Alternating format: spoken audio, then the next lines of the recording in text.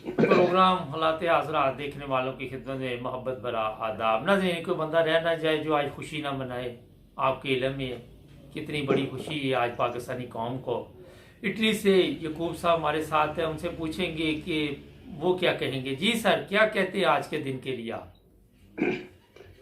जी जवेद साहब अस्सलाम वालेकुम रहमतुल्लाह। सब तो पहला ਤੁਹਾਡਾ ਸ਼ੁਕਰੀਆ ਕਿ ਤੁਸੀਂ ਮੈਨੂੰ ਯਾਦ ਕੀਤਾ ਤੇ ਮੈਂ ਅੱਗੇ ਉਡੀਕਦਾ ਸੀ ਪਿਆ ਵੀ ਜਿੱਦਾਂ ਲੇਟ ਹੋ ਗਏ ਨੇ ਤੇ ਨਾ ਵੜਦੇ ਆ ਤੇ ਸਭ ਤੋਂ ਪਹਿਲਾਂ ਮੁਬਾਰਕ ਹੈ ਪੂਰੀ ਪਾਕਿਸਤਾਨੀ ਕੌਮ ਨੂੰ ਕਿ ਇੱਕ ਬੰਦਾ ਜ਼ਾਲਮ ਗਿਆ ਖੁਦਾ ਸੋਲ ਨੂੰ ਭੁੱਲਿਆ ਬੰਦਾ ਤੇ ਇੱਕ ਬੰਦਾ ਲੇਕ ਆਇਆ ਸੁਣਿਆ ਹਾਫਿਜ਼ ਕੁਰਾਨ ਸੈयद ਹੈ ਤੇ ਅੱਲਾਹ ਤਾਲਾ ਕਰਮ ਕਰੇ ਆਪਣੇ ਮੁਲਕ ਤੇ ਸਾਨੂੰ ਉਮੀਦ ਵੀ ਇਹ ਹੀ ਹੈ ਬਈ ਉਹ ਹੀ ਕੰਮ ਕਰੇ ਜਿਹੜੇ ਸੈयद ਤੇ ਕੁਰਾਨ ਦੇ ਹਾਫਿਜ਼ ਕਰਦੇ ਨੇ। ਬੰਦੇ ਦਾ ਤਾਂ ਹੀ ਪਤਾ ਲੱਗਦਾ ਜਵੇਦ ਸਾਹਿਬ ਜਦੋਂ ਬੰਦਾ ਅਮਲੀ ਤੌਰ ਤੇ ਜ਼ਾਹਿਰ ਆਵੇ ਨਾਲ ਤੇ ਬੰਦਾ।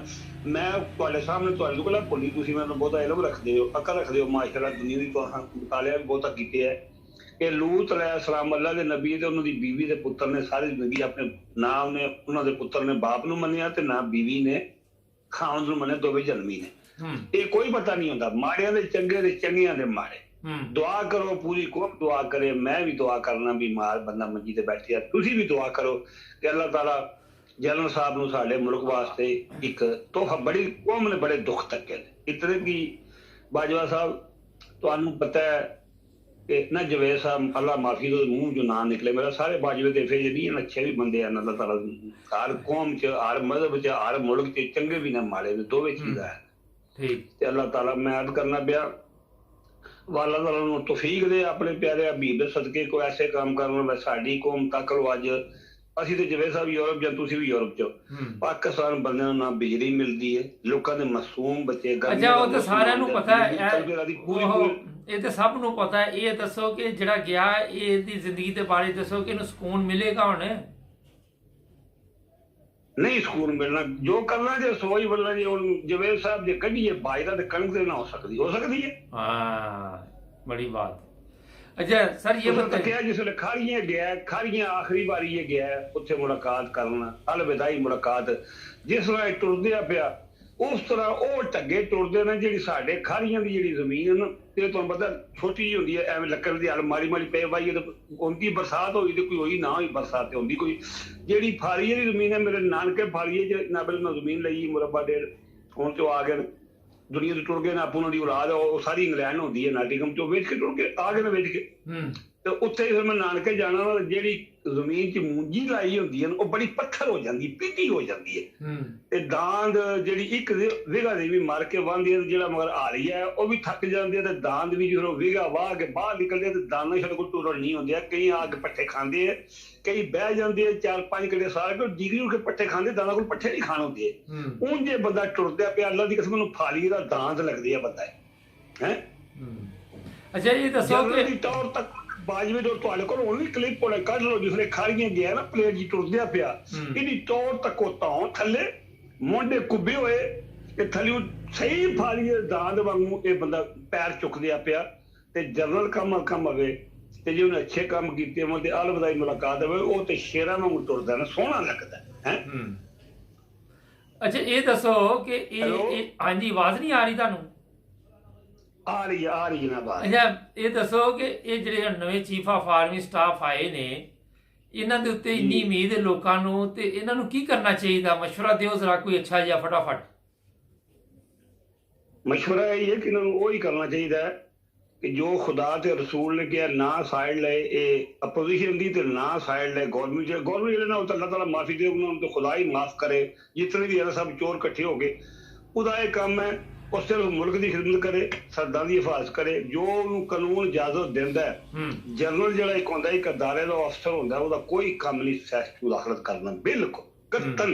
हाँ जिसले समझे दो जमातां लड़ पईयां ने आपे एक सच्चाई दी है एक झूठ से है ये बाज नहीं पे आते ये माफिया इकट्ठा हो गया फिर उसका काम है उस जमात की हिमायत करे उतनी की करे जिन्नी की लोड़ है जो सच्चा उन्होंने कहे कि इलैक्शन कराओ जी जमात जुड़ के आती है हुकूमत सांभे तो वह अपने मुल्क की खिदमत करे। मेरा काम है सरदां की हिफाजत करनी तो मुल्क की खिदमत करनी मेरा कोई काम नहीं। ये तो बनया रहा कर्म वाले खुर्शीद शाह मंजूर वसन सिंध वाला वडेरा बदमाश गुंडा इन्होंने की रखी है ना उसका काम है सैयद आसम मुनीर का काम यह है ਤੇ ਉਹ ਮੈਂ ਤੇ ਜਵੇਦ ਸਾਹਿਬ ਕਹਿੰਦਾ ਕਿ ਬਿਲਕੁਲ ਸਿਆਸਤ ਚੋਂ ਬਾਹਰ ਰਵੇ ਤੇ ਜਿਹੜੀ ਮੁਲਕ 'ਚ ਇਸ ਟੀਮ ਨੇ ਬਰਬਾਦੀ ਕੀਤੀ, ਜਿਹੜੇ ਕੇਸ ਇਹਨਾਂ ਲੈ ਕੇ ਨੈਬ ਕੋਲੋਂ NRO 2 ਲਿਆ, ਆਪਣੀ ਮਰਜ਼ੀ ਕੀਤੀ ਹੈ, ਕਾਨੂੰਨ ਤਰਮੀਮ ਕੀਤੀ ਹੈ, ਜਿਹੜੀ ਉਹਨਾਂ ਨੇ ਨਬਲੀ ਜੋ ਵੀ ਜ਼ਿਆਦਤੀ ਕੀਤੀ, ਜਿੰਨੇ ਅਰਬਾਂ ਖਰਬਾਂ ਰੁਪਏ ਖਾਦੇ ਆ, ਉਹ ਅਦਾਲਤਾਂ ਨੂੰ ਸਿਰਫ ਆਖੇ ਇਨਸਾਫ ਕਰੋ। ਜਿਹੜਾ ਤੁਸੀਂ ਡਰਦੇ ਆ ਬਾਜਵੇ ਤੋਂ ਗਲਤ ਫੈਸਲੇ ਕੀਤੇ ਨੇ, ਉਹ ਫੈਸਲੇ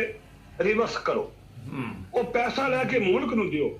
ਜਿਹੜੇ ਨਸ ਗਏ ਨੇ, ਜਿਹੜੇ ਸਿਰ 'ਚ ਵਡੇਰੇ ਨੇ, ਜਿਹੜੀ ਉਹ ਰਹੀਲ ਸ਼ਰੀਫ ਨੇ ਸੁਣਿਆ, ਮੈਂ ਅੱਜ ਪੜਿਆ, ਮੈਂ ਤੇ ਹੈਰਾਨ ਰਹਿ ਗਿਆ। ਮੈਨੂੰ ਇਹ ਪਤਾ ਉਹ ਬੁਜ਼ਰ ਰਿਹਾ, ਲੋਹਾਰ ਦਾ ਗੁਲਾਮ ਰਿਹਾ 5 ਸਾਲ, ਮੈਨੂੰ ਇਹ ਨਹੀਂ ਪਤਾ ਕਿ ਉਹਨੇ ਸੈਂਕੜੇ ਮੁਰੱਬੇ ਜ਼ਮੀਨ ਲਈ ਹੈ, ਬਾਜਵੇ ਵੀ ਲਈ ਹੈ। ਜਿੰਨਾ ਜਰਨੈਲਾਂ ਨੂੰ ਕੋਈ ਹੱਕ ਹਾਸਲ ਨਹੀਂ ਕਿ ਨੌਕਰੀ ਤੋਂ ਬਾਅਦ ਇਹ ਮੁਰੱਬੇ ਲੈਣ, ਇਹ ਜ਼ਗੀਰਾਂ ਲੈਣ, ਗਰੀਬ ਕੌਮ ਦਾ ਹੱਕ ਨਹੀਂ ਬਣਦਾ। ਉਹਨਾਂ ਕੋਲ ਸਭ ਮੁਰੱਬੇ ਵਾਪਸ ਕਰੇ ਗੌਰਮੈਂਟ, ਜਿਹੜੀ ਆਉਂਦੀ ਇਲੈਕਸ਼ਨ ਕਰਵਾ ਕੇ, ਜਿੱਥੇ ਇਹਨੇ ਮੁਰੱਬੇ ਲਏ ਨੇ। ਇਹਨਾਂ ਕੋਲ ਮਕਾਨ ਵਾਪਸ ਲੈ, ਕੋਠੀਆਂ ਵਾਪਸ ਲੈ, ਜਿਹੜਾ ਜਾਇਜ਼ ਉਹਨਾਂ ਦੀ ਹਲਾਲ ਦੀ ਤਨਖਾਹ ਉਹਨਾਂ ਦਾ ਇੱਕ ਮਕਾਨ ਬਣਦਾ, ਕੋਠੀ ਬਣਦੀ ਹੈ, ਮਹੱਲ ਹੈ, ਉਹ ਆਪਣਾ ਬਣਾਉਣ ਬੇਸ਼ੱਕ। ਇਹ ਕੰਮ ਕਰੇ ਨੇ, ਕੀ ਕਰੇ, ਅਦਾਲਤਾਂ ਆਜ਼ਾਦ ਕਰੇ ਤੇ ਉਹਨਾਂ ਨੂੰ ਸਹੀ ਫੈਸਲੇ ਕਰਨ ਦੇ। ਉਹ ਇਹਨੂੰ ਖੁਦਾ ਇਹ ਤੌਫੀਕ ਦੇ। ਮੇਰੀ ਤੇ ਇਹ ਅੱਗੂ ਮੈਂ ਕੋਈ ਤੁਹਾਨੂੰ ਪਤਾ ਬਈ ਇਹ ਇੰਨਾ ਵੱਡਾ ਬੰਦਾ ਤੇ ਮੈਂ ਨਹੀਂ ਹੈ ਕਿ ਮੈਂ ਤੁਸੀਂ ਤੇ ਨਹੀਂ ਵੱਡੇ ਬੰਦੇ, ਪਰ ਮਸ਼ਵਰਾ ਤੇ ਤੁਸੀਂ ਦੇ ਸਕਦੇ। ਅੱਛਾ ਇਹ ਦੱਸੋ ਕਿ ਯੂਰਪ 'ਚ ਨਵਾਜ਼ ਸ਼ਰੀਫ ਗਿਆ ਤੇ ਉੱਥੇ ਵੀ ਉਹਦੇ ਪਿੱਛੇ ਲੋਕੀ ਪੈ ਗਏ ਨੇ, ਚੋਰ ਚੋਰ ਦੇ ਨਾਰੇ ਲੱਗ ਗਏ। ਉਹਨੂੰ ਕਿੱਥੇ ਰਹਿਣਾ ਚਾਹੀਦਾ ਜਿੱਥੇ ਚੋਰ ਚੋਰ ਦੇ ਨਾਰੇ ਨਾ ਲੱਗਣ? ਉਹਦਾ ਇੱਕ ਹੀ ਕੰਮ ਹੈ ਜੀ, ਜਿਵੇਂ ਉਹਦੀ ਖਾਲੀ ਨਵਾਜ਼ ਸ਼ਰੀਫ ਨੂੰ ਪੂਰੇ ਖਾਨਦਾਨ ਦੇ ਗੈਰ ਦਾ ਮਾਦਾ ਹੋਵੇ ਨਾ, 2 ਉਹਦੇ ਵਾਸਤੇ ਹੈ ਨਾ ਮੌਕੇ ਇਸ ਵੇਲੇ। ਪਹਿਲਾ ਮੌਕਾ ਇਹ ਹੈ ਕਿ ਜੇ ਅਗਰ ਉਹਦੇ 'ਚ ਬਾਜਵੇ 'ਚ ਜਾਂ ਜ਼ਰਦਾਰੀ 'ਚ ਅਗਰ ਇੱਕ ਲਾਲ ਦਾ ਵਾਲ ਹੈ ਨਾ, ਉਹ ਆਪਣੇ ਬਾਪ ਜਿਹੜੀ ਕੌਮ ਦਾ ਲੁੱਟਿਆ ਪੈਸਾ ਨੇ ਨਾ, ਉਹ ਕੌਮ ਨੂੰ ਵਾਪਸ ਕਰਨ, ਮਾਫੀ ਮੰਗਣ, ਮੁਲਕ ਜਾਵਣ, ਹਲਾਲ ਦੇ ਪੈਸੇ ਕਮਾਉਣ, ਸਿਆਸਤ ਕਰਨ, ਕਾਰੋਬਾਰ ਨੂੰ ਆਜ਼ਾਦੀ ਹੋਵੇ, ਕੌਮ ਵੀ ਮਾਫ ਕਰੇ, ਅਦਾਲਤਾਂ ਵੀ ਮਾਫ ਕਰਨ, ਪਰ ਪਹਿਲਾਂ ਲੁੱਟਿਆ ਕੌਮ ਦਾ ਪੈਸਾ ਵਾਪਸ ਕਰਨ, ਆਪਣੇ ਮੁਲਕ 'ਚ ਆਵਣ, ਨਾ ਦਰਬਜ਼ਾਰ ਆਵਣ, ਨਾ ਜ਼ਰੀਰ ਆਵਣ। ਜਦ ਤੱਕ ਬਾਹਰ ਰਹਿਣਗੇ ਕੁੱਤੇ ਦੀ ਮੌਤ ਬਣ ਗਏ, ਉੱਥੇ ਰੁੜ ਕੇ ਬਣ ਗਏ। ਇਹਨਾਂ ਨਾਲ ਐਸ ਤੋਂ ਵੱਡਾ ਹੋਣਾ ਹੁਣ ਉਹਦੇ ਨਾਲ ਨਵਾਜ਼ ਸ਼ਰੀਫ ਨਾਲ ਕੁੱਤਿਆਂ ਦੀ ਨਹੀਂ ਵੀ ਹੁੰਦੀ। ਇੱਥੇ ਇਟਲੀ ਵੀ ਹੋਈ ਹੈ, ਮਤਲਬ ਉੱਥੇ ਗਏ ਨੇ ਸੁਧਰਨ, ਦੁਨੀਆ ਮਗਰ ਲੱਗੀ। ਹੁਣ ਮੈਂ ਸੁਣਿਆ ਕਿ ਕਿਤੇ ਉੱਧਰ ਜਾਣ ਨੂੰ ਕੁਛ, ਕਿੱਥੇ ਵੀ ਜਾਣਗੇ। ਜ਼ਮੀਨ ਤੇ ਖੁਦਾ ਦੀ ਹਾਲ ਥਾਂ ਤੇ ਸਵਾਏ ਇਸਰਾਈਲ ਤੋਂ ਤੁਹਾਨੂੰ ਪਾਕਿਸਤਾਨੀ ਦੁਨੀਆ ਦੇ ਹਰ ਮੁਲਕ 'ਚ ਮਿਲਣਗੇ। ਜਿਹੜੀ ਹੋਣਾ ਜੀ, ਜੋ ਬਾਜਵਾ ਨਾਲ ਹੋਣਾ ਜੀ, ਜਿਹੜੀ ਜ਼ਰਦਾਰੀ ਨਾਲ ਹੋਣਾ ਜੀ, ਇਹ ਹੀ ਉਹਦੇ ਮੋਹਰੇ ਖਵਾਜਾ ਸਾਹਿਬ ਨਾਲ ਹੋਣਾ ਜੀ। ਇਹ ਬਿਹਤਰ ਇਹ ਹੈ ਕਿ ਕੌਮ ਦਾ ਲੁੱਟਿਆ ਪੈਸਾ ਵਾਪਸ ਕਰਨ ਤੇ ਕੌਮ ਕੋਲ ਮਾਫੀ ਮੰਗਣ। ਅਦਾਲਤਾਂ ਹੀ ਖਲੋ ਗਿਆ, ਆਖਣਾ ਜੋ ਹੋ ਗਿਆ ਹੋ ਗਿਆ, ਅਸੀਂ ਅੱਜ ਤੋਂ ਬਾਅਦ ਸ਼ਰੀਫ ਸ਼ਾਹੀ ਬਣ ਕੇ ਆਪਣੀ ਔਲਾਦ ਦਾ ਵੀ ਸੋਚਣ, ਆਪਣਾ ਵੀ ਸੋਚਣ, ਇਹ ਕੰਮ ਨਾ ਕਰਨ। ਅੱਗੂ ਉਹਨਾਂ ਦੀ ਮਰਜ਼ੀ ਇਹ ਨਹੀਂ ਕਰਨਾ ਤੇ ਫਿਰ ਖੁਦਕੁਸ਼ੀ ਕਰਦਾ। ਜੇ ਦੁਨੀਆ ਨੇ ਫਿਰਨਾ ਤੇ ਕੁੱਤੇ ਵਾਲੀ ਹੋਣੀ ਨੇ, ਜਿੱਥੇ ਮਰਜ਼ੀ ਲੱਗੇ ਜਾਣ। ਇਹ ਬਾਜਵਾ ਤੁਹਾਡਾ ਕੀ ਖਿਆਲ ਹੈ ਕਿ ਕਹਿੰਦੇ ਬੜਾ ਪਰੇਸ਼ਾਨ ਹੈ ਜ਼ਿਹਨੀ ਤੌਰ ਤੇ, ਬੜਾ ਡਿਪਰੈਸ਼ਨ 'ਚ ਜਾ ਰਿਹਾ ਆਹਿਸਤਾ ਆਹਿਸਤਾ, ਔਰ ਇਹਦਾ ਜ਼ਮੀਰ ਜਿਹੜਾ ਇਹਨੂੰ ਰੋਜ਼ ਪਰੇਸ਼ਾਨ ਕਰ ਰਿਹਾ। ਇਹ ਵਿਚਾਰਾ ਕੀ ਕਰੇ ਹੁਣ? ਇਹ ਤਾਂ ਨਵਾਂ ਬਾਹਰ ਨਿਕਲਿਆ ਵਾ ਆਰਮੀ 'ਚੋਂ। ਉਹ ਜ਼ਮੀਰ ਦਾ ਪਰੇਸ਼ਾਨ ਨਹੀਂ, ਉਹ ਆਪਣੇ ਕਰਤੂਤਾਂ ਤੋਂ ਪਰੇਸ਼ਾਨ ਹੈ। ਉਹਨੇ ਇਹ ਸੋਚਿਆ ਵੀ ਨਹੀਂ ਆਇਆ, ਉਹਨੇ ਇਹ ਤੱਕਿਆ ਮੁਸ਼ਰਫ ਦੌਰ, ਬਾਬੇ ਜ਼ਿਆਦ ਦਾ ਦੌਰ, ਅਯੂਬ ਦਾ ਦੌਰ, ਕਿਆਨੀ ਦਾ ਦੌਰ। ਉਹਨੂੰ ਇਹ ਨਹੀਂ ਪਤਾ ਉਹ ਜਦੋਂ ਨਿਕਲ ਗਏ ਨਾ, ਉਦੋਂ ਇੱਕ PTV ਹੁੰਦੇ ਆ, ਬੰਦ ਕਰ ਲੈਂਦੇ, ਅਖਬਾਰ ਬੰਦ ਕਰ ਲੈਂਦੇ, ਕੌਮ ਨੂੰ ਪਤਾ ਨਹੀਂ ਲੱਗਦੀ ਆ। ਇਹ ਦੁਆਵਾਂ ਦਿਓ, ਇੱਕ ਮਾਂ ਜੰਮ ਗਈ ਇਮਰਾਨ ਖਾਨ, ਉਹਨੇ ਜਵੇਦ ਸਾਹਿਬ ਹੋਰ ਕੋਈ ਕੀਤਾ ਜਾਂ ਨਹੀਂ ਕੀਤਾ। ਇੱਕ ਤੇ ਕੱਲ ਅਦਾਲਤਾਂ ਵੀ ਮੰਨ ਗਈ ਨੇ, ਜਿਹੜਾ ਰਿਕਾਰਡਰ ਦਾ ਫੈਸਲਾ ਸਹੀ ਕਰ ਗਿਆ, ਅਰਬਾਂ ਡਾਲਰ ਕੌਮ ਨੂੰ ਮਾਫ ਕਰਾ ਗਿਆ, ਵਰਨਾ ਦੇਣੇ ਪੈਣੇ।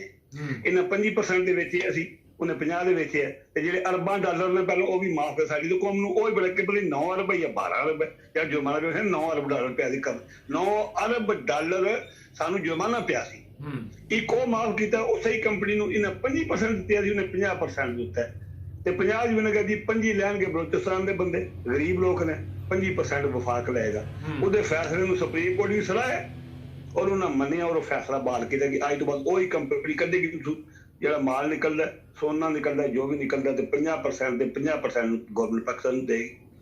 ਤੇ ਉਹਦੇ ਵਾਸਤੇ ਹੁਣ ਬਾਜਵੇ ਨੇ ਸੋਚਿਆ ਸੀ ਉਹ ਜੋ ਪਹਿਲਾਂ ਹੁੰਦਾ ਰਿਹਾ ਨਿਜ਼ਾਮ ਚੱਲਦਾ ਰਹੇਗਾ, ਮੈਂ ਬਾਹਰ ਨਿਕਲਾਂਗਾ, ਲੋਕਾਂ ਮਿਠਾਈ ਬਣਨੀ। ਉਹਨੂੰ ਇਹ ਨਹੀਂ ਪਤਾ ਉਦੋਂ ਮੀਡੀਆ ਨਹੀਂ ਹੈ, ਉਦੋਂ YouTube ਨਹੀਂ ਹੈ, ਉਦੋਂ ਚੌਧਰੀ ਜਵੇਦ ਸਾਹਿਬ ਨਹੀਂ ਹੈ, ਉਦੋਂ ਇਮਰਾਨ ਰਿਆਜ਼ ਨਹੀਂ ਹੈ, ਉਦੋਂ ਹੀ ਅਖਬਾਰਾਂ ਨਹੀਂ ਨਿਕਲਦੀਆਂ।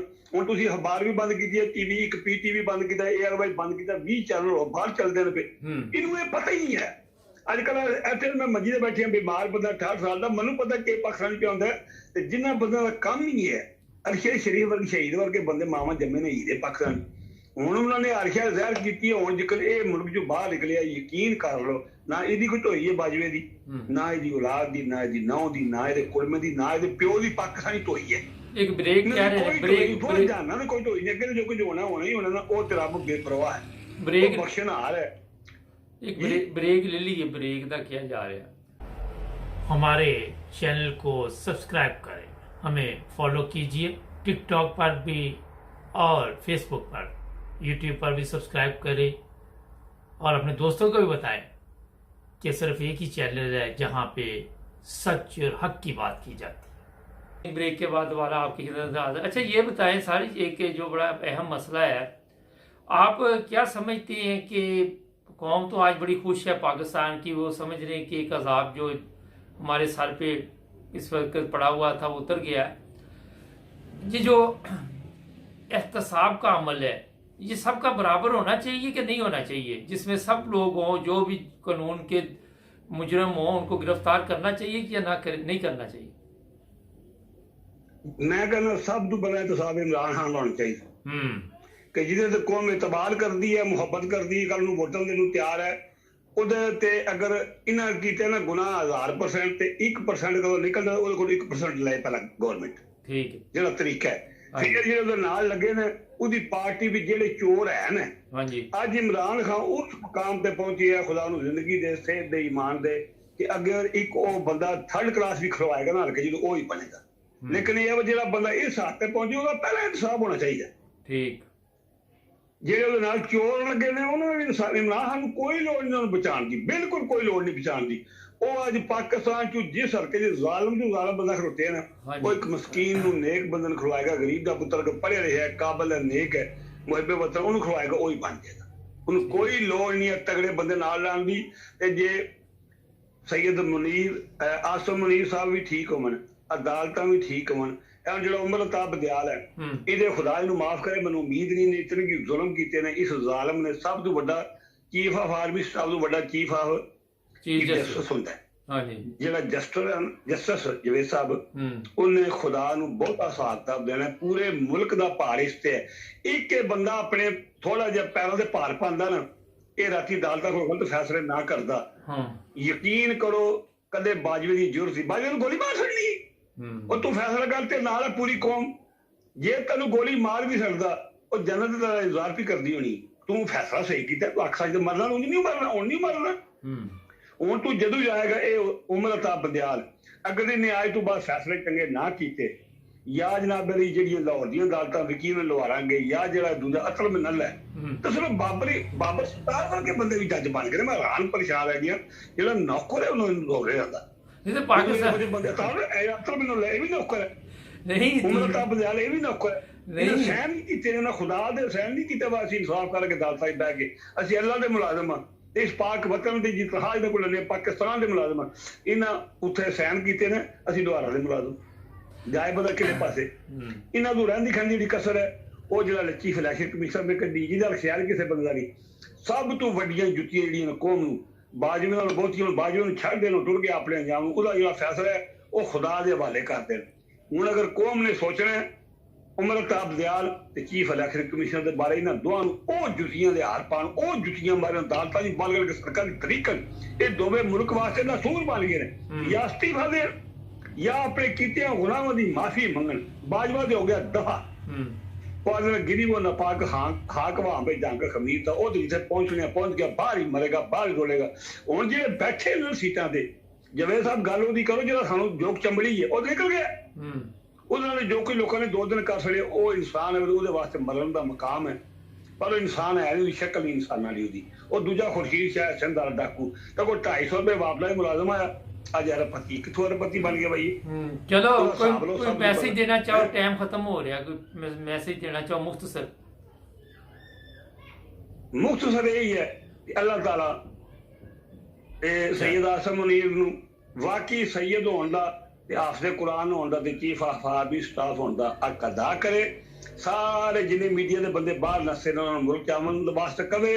सबा तू जो जुल्म की कहानी ने रखी है 6 साल, इन्हें कियामत सोगरा नहीं बल्कि कियामत कुबरा रखी है पाकिस्तानी कौम से। हर बंदे जो इन्हें लोगों के कपड़े लाए नंगिया किया, बुढ़िया जवानों लोगों कतल करवाया। इरशद शरीफ वर्गे हीरे रोज भी पैदा होंगे, एक किसी होली मुल्क पैदा होंगे, अल्लाह की कसम है वो कौम कम लगी था अकल रब दी। बहुत शुक्रिया। मेरा आखिरी पैगाम है, मैं यही चीज कहना okay, chief of army staff ਨੂੰ बहुत शुक्रिया सर, थैंक अपना सैयद होने लाख अदा कर। Thank you. नाज़रीन, कौम तो खुश है, मगर जो हमारे नए आने वाले हैं उनको कुछ ना कुछ सबक हासिल करना चाहिए जो गए हैं। जिस तरह ज़िल्लत और रसवाई का सामना जाने वालों को इस वक्त आप देख रहे पूरी दुनिया में सोशल मीडिया, और आए दिन ये बढ़ता जाएगा, ये कम नहीं होगा। हमें सबसे पहले पाकिस्तान में अदल कायम करना होगा। जो मर्जी हो जाए, जब तक आप अदल कायम नहीं करेंगे पाकिस्तान सीधे रास्ते पे नहीं चल सकता। हमारे चैनल को सब्सक्राइब करें। अब प्रोग्राम देखते हैं आज मुबारक के साथ और आज पाकिस्तान के साथ। अस्सलाम वालेकुम नाज़रीन, प्रोग्राम है आज पाकिस्तान के साथ। सबसे पहले पूरी कौम को बहुत बहुत मुबारक हो। आज खुशी का दिन है। एक ऐसा फ़िरौन जिसको आज फारग किया गया पाकिस्तान में, और उसके मतलब कुछ बातें आज मैं बताऊंगा, क्योंकि पहले मुश्किलात थी हमारे लिए। वो एक आइनी इदारे के सरबराह थे, अब वो आइनी इदारे के सरबराह नहीं रहे। आज मैंने जैसे ही सोशल मीडिया खोला, उनकी फैमिली की तस्वीरें और मेरा ख्याल है कि सबसे ज़्यादा इस वक्त सोशल मीडिया पे यही चल रहा है, लान तान का सिलसिला जो हमारे लोग करते हैं। वर्दी तो उतर गई, मगर क्या ये कौम जिसके साथ इस जनरल बाजवा ने जुल्म किया, ये इसे माफ़ करेगी? और जो चंद चीज़ें मेरे सामने आई हैं मैं वो भी आपको बता देता हूँ कि इस वक्त जनरल बाजवा ज़हनी तौर पे बहुत ज़्यादा खौफज़दा है और डरा हुआ है, और काफ़ी बड़ा इसने एक घर बनवाया हुआ है, पता नहीं कितने कनाल के ऊपर है, लेकिन वहाँ रहने से भी इसको अब डर लग रहा है।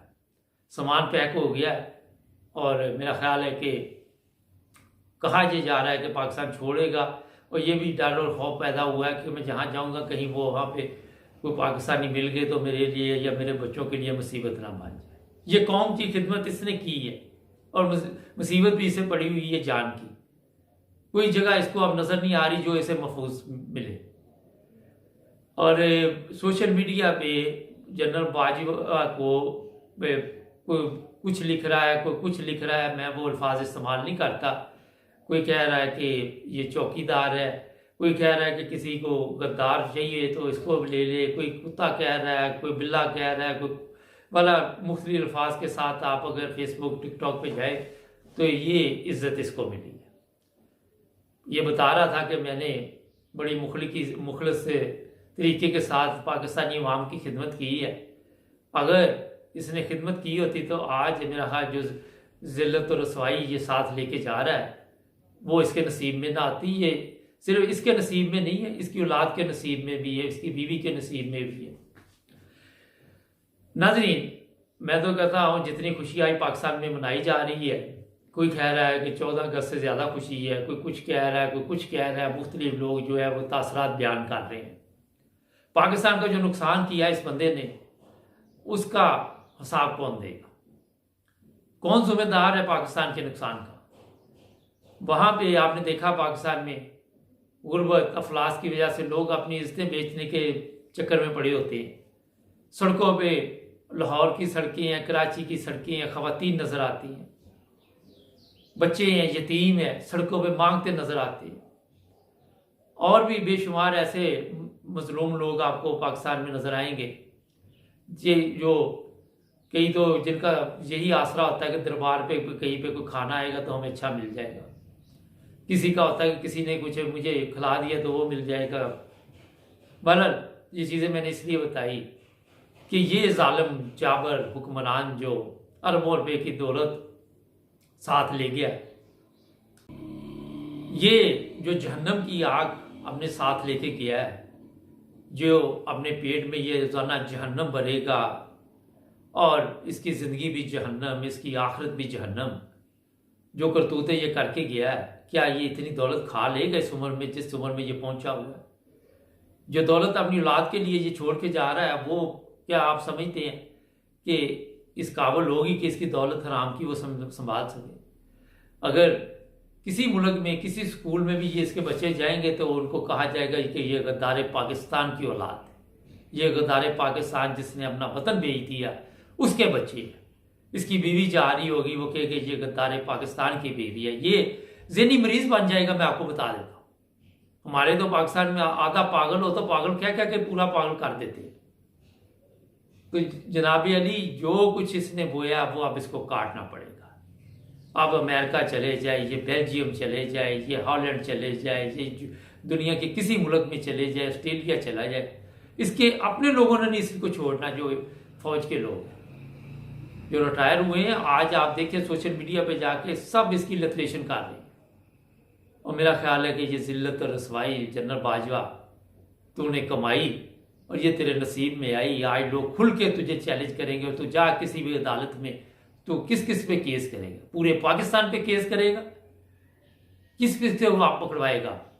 कितने दिन लोगों को फोन करेगा जो तेरे तल्लक आते लेकिन इनको पकड़, वो सारे तेरे ऊपर भी आंखें फेर लेंगे, वो तेरा साथ नहीं देंगे। वक्त बहुत बेरहम चीज है जनरल बाजवा।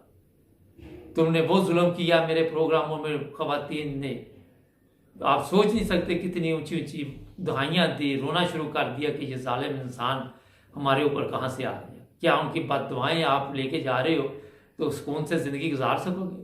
जा मक्का में बैठ जा जहां मर्जी हज कर जा, तुझे पाकिस्तानी कहीं नहीं छोड़ेंगे और तेरा वो हाल करेंगे कि तो मेरा ख्याल है कि सोचेगा कि इससे बेहतर है मुझे मौत मिल जाती, इससे बेहतर है कि मैं जिंदा ना रहता। हो सकता है कि आने वाले दिनों में कोई खबर आ ही जाए कि जनरल बाजवा ने खुदकुशी कर ली, जनरल बाजवा डिप्रेशन में चला गया, जनरल बाजवा पागल हो गया।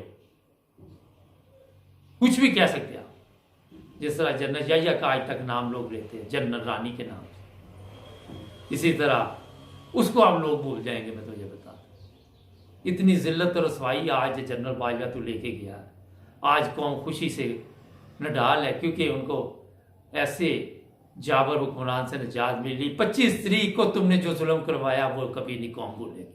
उसका जिम्मेदार तुम हो जनरल बाजवा। मैं तुम्हें बताऊं, तुम कातिल हो, तुम खूनी हो। मैं क्या क्या तुम्हें कहूं, तुम इतने बड़े गुनाहगार हो कि पाकिस्तान में सबसे बड़ा गुनाहगार तू इंसान जनरल बाजवा। तुझे खुदा ने इज्जत दी, मगर कुछ लोगों को औकात से ज्यादा इज्जत मिल जाए तो वो कहते हैं ना कि घी हजम नहीं होता, कुत्ते को घी हजम नहीं होता, मसाले बनी हुई। तुझे भी इज्जत रास आई, रास नहीं आई। आज कौम मेरा ख्याल है शुक्रानी के नफल पढ़ रही होगी। और जो कुछ कौम इस वक्त लिख रही है, मुझे किसी पे कोई इतराज़ नहीं। कोई मुझे कहे कि जनाब आप ऐसे ना कहें तो उसे मैं पूछूंगा क्यों ना कहे कौम? कौन सी खिदमत इसने की कौम की? कौन सी तब्दीली कौम में देखी आपने? गुर्बत अफलास में कौम को छोड़ दिया, छड़ी पकड़ के बस मैं सलाब बुजुर्गान के लिए दौरा कर रहा हूँ। अरबों रुपये तू लेके जा रहा है, पता नहीं गरीबों के लेके जा रहा है। वहाँ पे तुझे तफीक नहीं हुई होगी कि अपनी जेब से हलाल की कमाई से किसी के ऊपर 100 रुपया भी खर्च कर सके। आज देखेंगे ये दौलत तुझे इज्जत देती है। बचा इस दौलत के जरिए अपनी इज्जत को बचा के दिखा मुझे। ये अरबों रुपये लेके फिर और क्या मेरी इज्जत वापस दे दो। जहां मर्जी चला जा, दुनिया के किसी कोने में भी चला जा, इतना ही तेरे लिए काफ़ी है कि जब तू पाकिस्तानियों को देखेगा तो तुझे शर्म आएगी और शर्म से रोज़ाना तो डूब के मरेगा और रोज़ाना जिंदा होगा। रोज़ाना तुझे मौत आएगी, रोज़ाना तो जिंदा होगा। और तुझे इतनी आसान मौत नहीं आएगी, मुशर्रफ से ज़्यादा खतरनाक और दर्दनाक मौत तेरा अंजाम है। तो इस उम्र में जो कौम को देखे गया, 22 करोड़ अवाम की बददुआएं लेके तू जा रहा है। और ये बददुआएं जो हैं, ये मेरा ख्याल है जब तू मरेगा तो तुझे खुफिया तौर पे दफनाना पड़ेगा कि तेरी कब्र का भी किसी को ना पता चले। वहां आके भी लोग तेरी कब्र पे भी जूते मारेंगे, थूक फेंकेंगे तेरे से। नफरत होगी सारी कौम को। मुझे खुद शदीद नफरत है तेरे से। मैंने इतनी तकलीफ लोगों की आंखों में देखी, लोगों के दिलों में इतनी तकलीफ देखी कि तू सोच नहीं सकता। मुझे बहुत से लोगों ने कहा कि यार ये हमारे चीफ ऑफ आर्मी स्टाफ है। फिर मैंने बार बार प्रोग्राम काटे, बार बार लोगों ने गालियां तुझे दी, मैं काटता रहा। उसके बावजूद कई चीज़ें सामने आ जाती थी। इतने प्रोग्राम मैंने तेरे किए और हर बंदे ने तुझे, तू सोच नहीं सकता, माँ की, बहन की, कौन कौन सी गाली तुझे नहीं दी। मुझे उन प्रोग्रामों पे बड़ी मेहनत करनी पड़ी, बार बार लोगों को समझाना पड़ा कि हमारा ये चैनल है, हम यहाँ गाली नहीं देते किसी को। मगर तेरे नसीब में आज भी गालियाँ हैं, तेरी ज़िंदगी में भी गालियाँ हैं, तेरे मरने के बाद भी तुझे गालियाँ मिलनी है, तेरी औलाद को भी गालियाँ मिलनी। हराम की दौलत से जो औलाद तू पालेगा, जो गरीबों के खून पसीने की जो तू चीज़ें लेके जा रहा है, जो उनका हक मार के जा रहा है, क्या उससे तेरी औलाद सुकून लेगी? कभी भी तेरी औलाद को सुकून नहीं मिलेगा। अब जा कौन सी अदालत में जाता है, जाके कर लोगों के ऊपर केस, उठा लोगों को, उतार उनकी शलवारें, बना उनकी वीडियो, बना अपने बच्चों की वीडियो बना। आप जाके अब तेरे बच्चों की वीडियो लोग देखेंगे और मीडिया पे ये चीज़ें आएंगी, जो तू इंसानों के साथ करके किया वो एक जानवर नहीं करता, वो एक हैवान नहीं करता। जो जुल्म तूने इस दुनिया में आके बूढ़े लोगों के साथ किया। मैं कोई स्वाति कि इसलिए नहीं बोल रहा क्योंकि उसका भी एक गुनाह था कि उसने भी किसी गरीब पे जुल्म किया था, मुझे वो भी याद है। मगर जो उसने जुल्म किया था उससे बड़ा जुल्म ये है कि तू वीडियो बनाता रहा गैर अखलाकी और जाता है मक्के, करता है हज, और काम तुम्हारे कौन से? एक काम भी नहीं इंसानों वाला। जलीलो ख्वार कर दिया तुमने पाकिस्तान की इज्जत को, लोगों के सामने तमाशा बना दिया, चोरों और डाकुओं को कौम के ऊपर लाके बैठा दिया और खामोशी से बैठा रहा, डांस करता रहा, क्लबों में जाता रहा। अपनी उम्र देख, इस उम्र में जाके भी तुझे शर्म या ना आए। हमें बताता है तू नेक आदमी है, कहाँ से नेक है? बता आके अब मीडिया पे कर लान के यूरोप पे कहाँ से आए तुम्हारे पास? कौन पूछती है आज? मैं पूछता हूँ, सब पूछते हैं हम, कहाँ से आई दौलत? और जो इसकी अब जो इसके टट्टू दो छोड़ के गया उनको भी ले जाना था साथ। आप सबको जिल्लत और रसवाई का सामना करना पड़ेगा। देखा क्या है सोशल मीडिया? पढ़ जाके बच्चों को क्या पढ़ के सुनाएं कि मेरे बारे में बच्चे क्या, मेरे बारे में लोग क्या कहते हैं, क्या है तासरात है लोगों के? ये जो बदबख्ती तू साथ लेके जा रहा है ये तुझे जीने नहीं देगी और पाकिस्तानी अवाम जो है तुझे मरने नहीं देगी। नाज़रीन, माजरत के साथ मुझे खुद इस पर बड़ा गुस्सा है, इसने पाकिस्तान को कहाँ पहुँचा दिया। केस पर केस, अरशद शरीफ को शहीद करवाने वाला तुम, उसके पीछे तूने ये सब कुछ किया कि उसके ऊपर FIR, जिस राना सनाउल्लाह को कहता रहा FIR काट, 16 FIR काटती उसकी। इतने साल से वो मीडिया में चल रहा था, उसको गद्दारी का खिताब नहीं मिला, किसी को नजर नहीं आया। तुझे 6 महीने में गद्दारी का नजर आ गया सबको, तुझे सब गद्दार नजर आ गया क्योंकि तू खुद गद्दार है। और ये गद्दार का जो लफ्ज़ है ये तुझे अब कहाँ तक लेके जाएगा, ये कौम तुझे मज़ा देगी। नाज़रीन, हमारे चैनल को सब्सक्राइब करें, जुड़े रहें हमारे साथ ताकि और भी प्रोग्राम देखें। मिलेंगे नए प्रोग्राम में। अल्लाह हाफ़िज़। अस्सलाम वालेकुम। नाज़रीन, प्रोग्राम है आज मुबारक के साथ, बड़ा अहम प्रोग्राम। जनरल हमीद गुल, उसने जर्नैलों के मतलब क्या कहा, उसने अदलिया के मतलब क्या कहा, उसने जागीरदारों के मतलब क्या कहा। पहले इसमें ये मैं आपको सुनवाऊँगा, उस पर बात करूँगा। दूसरे में आपके मुल्क का एक फजल रहमान, जिसे लोग मौलाना फजल रहमान कहते हैं, वो कौम की बेटियों को किस तरह और क्या कहता है। क्या ये अखलाकी तौर पे दुरुस्त है? मगर गंदगी से गंदगी निकलेगी। आप उसके जब अल्फाज सुनेंगे तो आपको भी शर्म आएगी। लेकिन पहले जनरल हमीद गुल और फिर फजल रहमान जी। नहीं है कि जब सियासतदानों का या ब्यूरोक्रेट्स का या जागीरदारों का एहतसाब किया जाए तो हमारे फौजियों को इस्तिस्ना दे दिया जाए। हरगिज नहीं, हरगिज। बल्कि मैं गुजारिश करूंगा अपनी फौजी इदारे से और जनरल राहील शरीफ से बिलखसूस कि आगाज उसका हमसे ही करें। और मैं ये कह चुका हूं कि सबसे पहले, क्योंकि मेरे ऊपर भी बहुत इल्जामात हैं, मेरे से आगाज करें। और मैंने तो कसम खाई है इस मुल्क के लिए कि मैं इसके ऊपर जान दूंगा, और वो कसम साकत नहीं हुई मेरे रिटायर होने के बाद। तो आज अगर मेरी जान देने से बात बन सकती हो तो मुझे इससे बेहतर और कोई इनाम मिल नहीं सकता।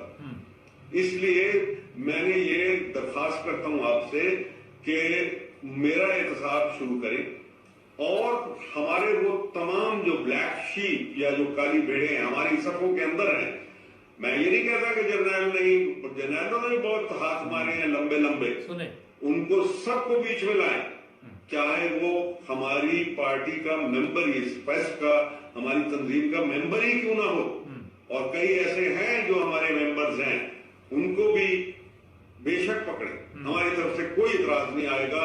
और हम अनकरीब एक रेजोल्यूशन भी भेजेंगे जिसके ऊपर कहेंगे कि हमें कोई इतराज नहीं अगर कोई हमारी तंजीम का मेंबर उसके ऊपर हाथ डाला जाता है और ये पूछा जाए, जैसे हजरत उमर रजी अल्लाह ताला अन्हु से पूछा गया था कि उमर तुम चादर कहां से तुम्हें इतनी मिली कि तुम्हारा कमीज बन जाती, तुम लंबे आदमी हो, बैतुल माल से तो एक चादर मिली थी। आप सबसे पूछें, हमीद गुल से पूछें, आप किसी और XYZ जर्नैल से पूछें, ये तुम्हारा घर, ये तुम्हारा अलले तलल्ले, ये तुम्हारा जिंदगी गुजारने का अंदाज, ये जस्टिफाई कर दो कि कहां से आया। और अगर वो जस्टिफाई नहीं कर सकता तो वक्त के सरकार जब्त करे और उसको फांसी चढ़ाए या जो भी उसको सजा देना चाहते हैं चाहे करें आप उसके लिए। आपका खजाना भर जाएगा। मैं खुदा की कसम खा के कहता हूं कि आपको किसी चीज को, इस हुकूमत को कुछ और लेने की जरूरत नहीं होगी।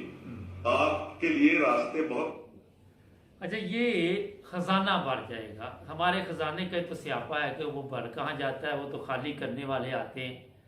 और ये आपके इल्म में है कि खजाना खाली क्यों हुआ हमारा, एहतसाब नहीं होता, किसी से पूछ नहीं सकते। जगीरदार से पूछ ले वो कहता है नहीं, आप सियासतदान से पूछ ले वो कहता नहीं, आप अदलिया से पूछ ले वो कहते नहीं, जर्नैलों से पूछ ले गद्दार आप बन जाते हैं। और भी इस तरह के लोग जो पावरफुल हैं वहाँ पे, उनसे पूछना, वो कहते जनाब कानून के मुताबिक हम नहीं चल सकते, कानून हमारे मुताबिक चले, जैसे हम चले हम कानून हमारे पीछे चले। आपके इल्म में होगा कोयटा में एक पुलिस वाले को वो नीचे दे दिया था गाड़ी के एक वडेरे ने, सियासतदान ने, बाद में अदालत ने छोड़ दिया था। हरामखोर अदालत, हरामखोर वो सियासतदान, ये माशरा जो हमारा है उसमें जगीरदार हरामखोर, उसमें सियासतदान हरामखोर, जज हरामखोर, जनरल हरामखोर। ये हरामखोरी की वजह से ज़्यादा जो हमारा ख़जाना है ना वो खाली हुआ। ख़जाना जो कुछ पैसे इकट्ठे करने, वो जो बैरून मुल्क लोग हैं उनसे कहते भेजो हमारे मुल्क में पैसे आए, बाहर जो लेके जाने होते हैं वो इन लोगों ने लेके जाने। अयान वो लड़की जो थी पता नहीं कितने डॉलर जरदारी के लेके गई, वो हरामखोर वहाँ डॉलर लेके जाती थी, जिसने पकड़ा उसको हरामखोर ने मरवा दिया। अगर कोई इनके खिलाफ आवाज़ उठाए तो उनको मरवा देते हैं।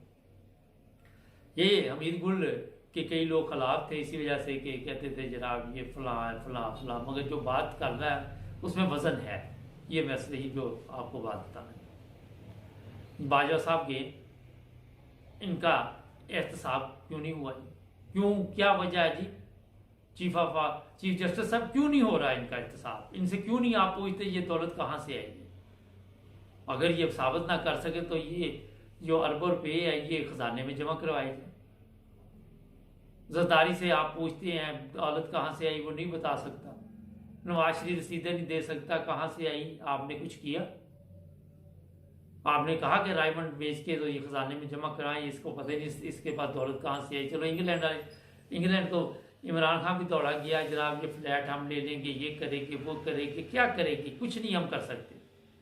जिसको आप बेचते हैं वो भी उनके ही बंदे होते हैं, वो उधर ही आके खरीद लेते हैं उनको।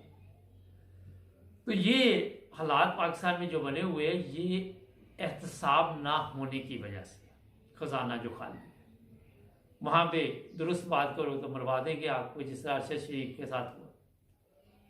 खजाना नहीं बनने देंगे। पूरी दुनिया हमारी मदद करती रहे, मैं आपको गारंटी देता हूँ। आप यूरोप से भी मदद लें, आप अमेरिका से लें, इथोपिया से भी ले लें मदद, जिनकी हालत मदद वाली नहीं है, और अपने खजाने में डाल के देख ले। जब तक ये हरामखोर आपके खजाने में बैठे हुए हैं वहाँ पैसा कोई नहीं बचेगा। यही बताया जाएगा पाकिस्तान नाजुक हालात से गुजर रहा है। पाकिस्तान में इस वक्त बहुत जो तंगी है वो बढ़ती जा रही है। फिर आपको डराया जाएगा पाकिस्तान किसी वक्त भी टूट सकता है, पाकिस्तान के 3 हिस्से हो जाएंगे, पाकिस्तान के 4 हिस्से हो जाएंगे। ये चीज़ें कौन डराता है? यही लोग हैं, यही जो आपके खजाने पे बैठे हुए हैं। खजाने पे आपने वो सागदार को बिठा दे या किसी और को बिठा दे, जो ईमानदार नहीं उसको तो कोई खजाने के पास नहीं आने देता। आप मुझे एक बात बताएं, आपकी एक दुकान हो, शॉप किसी चीज़ की भी हो, बिजनेस हो, शॉप हो, चलो नॉर्मल लगा ले, आपको पता हो कि ये बंदा जो है ये 2 नंबर है, ये चोरी करता है, ये कुछ करता है, आप उसे जब आएगा तो अपने वो पैसे पफूसे जो भी कोई आपका गला मल्ला छल्ला होगा वो संभाल लेंगे आप, वो आपको कोशिश होगी कि इससे बचे रहे, उसके सामने भी नहीं खोलेंगे, जेब से भी नहीं निकालेंगे, जेब भी ना काट के ले जाए, उधार मांगने वाला आ जाए, आप उसके सामने पैसे नहीं निकालते हों भी, तो आप गौर करें कि हमारे खजाने पे वो बंदा बैठा हुआ जिसका रिकॉर्ड ही ठीक है, उसको आपने खजाने की चाबी दे दी है और उसके बाद वो शोर डाल रहा है 12 दफा कि हम दिवालिया नहीं हो रहे, हम ये नहीं हो रहे, और फिर एक चोर हो तो संभाल सके बंदा संभाल सके, हर तरफ आपके चोर ही चोर। तो एहतसाब जो करना है, जो नए चीफ ऑफ आर्मी स्टाफ आए उन्हें चाहिए कि सबसे पहले आपने जो गए हैं उनका एहतसाब शुरू करें। और मेरा ख्याल वो पूछ सकते हैं कि सर, अब सर कहने की भी ज़रूरत नहीं है क्योंकि अब सर तो आप हैं, वो तो नहीं है, तो उनसे पूछे जनाब वो अपने इदारे को जो आपका फौज में आप कहते हैं चलो छोड़ दो, इसको छोड़ दो, ये जो सुप्रीम कोर्ट इसको छोड़ दो, दफा करो इसको थोड़ी देर के लिए, ये जो अपना आपका कुछ सिस्टम जो अंदर बताते हैं कि फौज का, उनको कोई जनाब इनसे पूछे, फौजी अदालतें भी तो आपकी हैं ना, वो कार्रवाई ज़रा फिर ओपन सुनाए लोगों को, ताकि फौज पब्लिक की है ना, तो पब्लिक सुने कि हमारे जो चीफ ऑफ आर्मी स्टाफ गए हैं उनके पास दौलत कहाँ से आई, पब्लिक को भी तो पता चलेगा, क्योंकि जाहिर है अगर उन्होंने हलाल की कमाई हुई तो हमारी पब्लिक जो है उन्हें सर पे बिठा लेगी कि जनाब इन्होंने अरबों रुपये हलाल के बनाए हुए, तो अगर हराम की बनाई हुई तो फिर पाँव में जगह उनकी, तो पब्लिक को सामने लाए ना, हर चीज़ पब्लिक के सामने लानी चाहिए, ये कभी भी नहीं करने देंगे। अगर एक बंदा करेगा, मैं फिर भी उसकी हौसला अफजाई करता, मुझे बेशुमार लोगों ने यहाँ कहा कि ये नए चीफ ऑफ आर्मी स्टाफ पे हम प्रोग्राम करना है, मैंने कहा ना आए, जब तक इन्हें टाइम दे, वक़्त दे, इज्जत दे, हमें कोई हक हासिल नहीं, हमारी फौज है, हमारे जवान हैं, एक बंदा गलत था वो चला गया, उसका तो एहतसाब मैंने सुबह की प्रोग्राम में बता दिया, लेकिन जो नए आए हैं इन्हें चाहिए कि अपने से शुरू करें, अपने अदल के सिस्टम को अगर ये ठीक करवा जाए, इनके बगैर अदल का सिस्टम ठीक नहीं हो सकता। जिस कहते सियासत में हिस्सा नहीं लेते, चलो अदालतों में हिस्सा लेके उनको कोई यार अदल कर दो, बस छोड़ दो सियासतदानों को, अपनी चीफ जस्टिस है वो एक शरीफ आदमी बैठा दो लाके, जो सही जस्टिस है, ये नहीं 2 नंबर नहीं,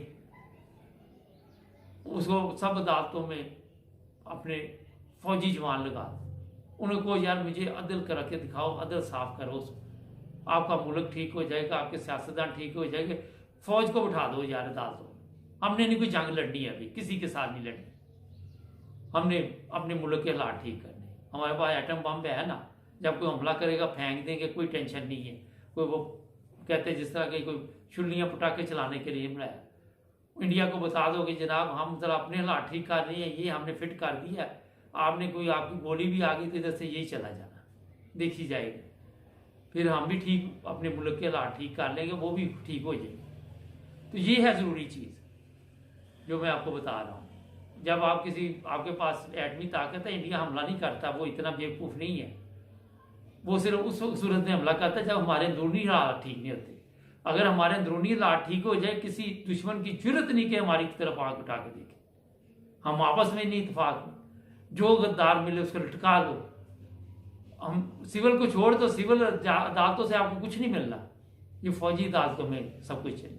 उन्हें कहो कि अगर कोई फौजी बंदा सबसे पहले उसे लटकाओ जो अगर चोर है, तो उसके बाद ये लाइन सीधी होगी। अब मैं वो फजल रहमान क्या सुनाता हूँ आपको, जो ब्रेक लेती जी नाज़रीन, ब्रेक के बाद दोबारा हाजिर, ये सुनते हैं ये फजल रहमान क्या कह रहा है, ये सुने जरा। जो कहते हैं कि अगर हमारी माँ के साथ ज़िना करेगा तब भी हम छोड़ देंगे, ऐसी नौजवान लड़कियां कि जो कहती है मेरा जी चाहता है कि वो किसी वक्त मेरे बेडरूम में आ जाए, इस कूड़े के ढेर की ज़बान नाज़रीन, ये गंदगी का ढेर आप देखें कि इसके अल्फाज देखें और इसकी जहनीत देखें गंदी, ये क्या कह रहा है, कौम की माओं बेटियों के मतलब क्या बता रहा है। इसने इस्लाम का ठेका उठाया हुआ है पाकिस्तान में। और मैं इसलिए आज इसके मतलब प्रोग्राम कर रहा हूँ कि बहुत तकलीफ की बात है। जब आप अपनी कौम की बेटियों को इज्जत नहीं देंगे तो कोई भी किसी की इज्जत नहीं करता। किसी के ऊपर ऐसे बहतान लगाने, इल्ज़ाम लगाने, अपनी सियासत चमकाने के लिए ये शख्स इस कदर गिर चुका है, अंदर इसके गंदगी भरी हुई है और वो गंदगी बाहर निकलती रहती है वक्त वक्त। और ये जो ज़बान इसकी है बिल्कुल आपको मैं बता दूँ पलीत ज़बान है। आप गौर करें कि अगर मैं अब क्या कहूँ, मुझे भी गुस्सा आ रहा है इसकी बातों पे, मगर फिर भी हमें अखलाकी जो भी बातें हैं उसका ख्याल रखना पड़ता है। इस बंदे ने हर जगह पे सियासत की, यहाँ तक कि इसकी ऑडियो लीक हुई कि जो चीज़ ठीक हो रही हो आपने उसको गलत कहना है। ये मुनाफिक इंसान, इसका वालिद मुनाफिक, ना उसकी कोई पाकिस्तान के लिए खिदमात ना इसकी कोई खिदमात। ये इससे बंदा पूछे कि यार तुम बताओ तुम्हारी जो आमदन है वो कहाँ से है, कहाँ से आते हैं तुम्हारे पास पैसे, इसको पता ही नहीं होगा, इसको इल्म ही नहीं होगा इस चीज़ का। ये बकाऊ माल ये असल में गद्दार है। जनरल बाजा तो है ही है ना, वो तो रजिस्टर्ड हो चुका है ना गद्दार, मगर लोग इसको अभी तक समझ नहीं सके पाकिस्तान की हवा। तो मैं आपको ये बताना चाहता हूँ कि इस्लाम के नाम पे इन लोगों ने लोगों को गुमराह किया हुआ है।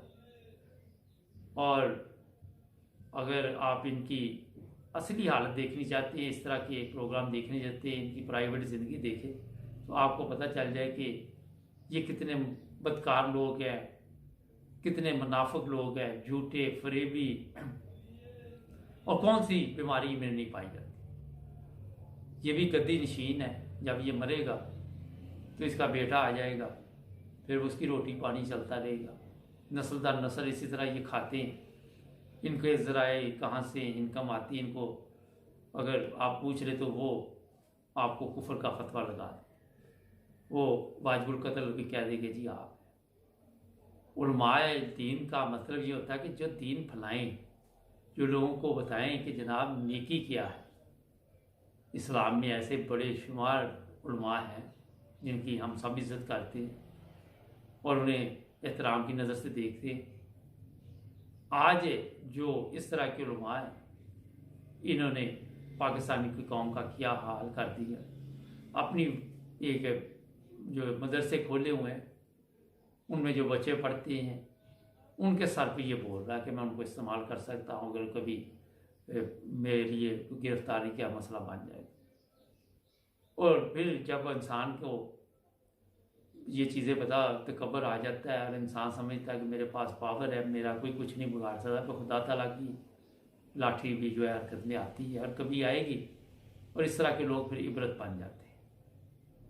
इस्लाम तो बहुत ज़बरदस्त मज़हब है और इस्लाम में तो ये भी है कि आपकी ज़बान से भी किसी को तकलीफ़ ना हो। ऐसे अल्फाज इस्तेमाल करो कि जो किसी की बेहतरी के लिए हो। जो तालीम ये दे रहा है, जो बातें ये बता रहा है, क्या हमारी ख़वातीन इसकी इज़्ज़त करेंगी, इसका एहतराम करेंगी? नहीं करेंगे। तो इस तरह के लोगों को मुंह नहीं लगाना चाहिए। इनको असल में औकात से ज़्यादा मिल जाती है। जब औकात से ज़्यादा मिल जाता है तो फिर खुद भी नहीं पता होता कि हमने क्या करना है क्या नहीं करना। और मुझे बड़ा दुख होता है इस तरह जब मैं सुनता हूँ कि बच्चियों के बारे में ऐसे अल्फाज, अगर उन्होंने कोई ऐसी बात हो भी तो मेरा ख्याल पर्दापोशी करनी चाहिए। और ये नहीं कि इमरान खान के लिए वो यहाँ तक निकल जाती हैं और इसको ये शर्म नहीं है। ये खुद बदबख्त इतने साल का है कि इमरान खान भी 70 साल का है और जो बातें ये बताता है वो मानने वाली वैसे भी नहीं है। तो नाज़रीन, ये चीज़ें बोलने को तो बहुत कुछ बोल सकते हैं, मगर क्या इसमें बोले।